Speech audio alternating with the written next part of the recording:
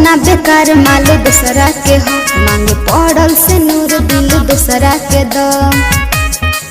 अरे बाबू पीछे पड़ो ना बेकार माल दूसरा के हो, मांगे पड़ल से नूर दिल दूसरा के दो। माना कुछ बतिया हमरो संगतिया, काहे ना इज्जत के ख्याल करली, ख्याल करली। हाउ काहे आज ते देखावे लगली, सोरही तोमरे ते माले आज खेलावे लगली। अच्छा हाउ काहे आज ते देखावे लगली, सोरही तोमरे ते माले आज खेलावे लगली। खेलावे लगली, खेलावे लगली।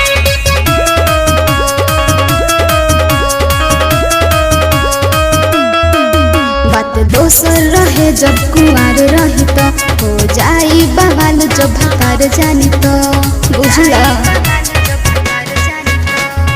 खाली चुपे चोरी होई न केहू के सब, छीन न अपना यार से प्यार वाला हो।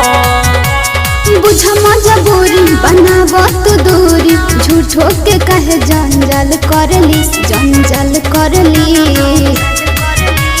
हाउ काहे आज ते देखावे लगली, सोरही तोमरे ते माले आज खेलावे लगली।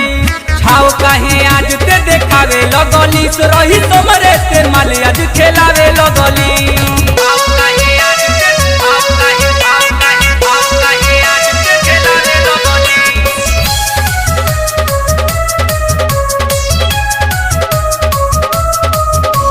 रफ्तार बोलमुआ हवे बड़ी सकी बात, हमार मान जनुआ हवे बड़ी हठी। उदे सब उजाला संगे मजा लेलू, अपना मजनुआ के दर्द देलू।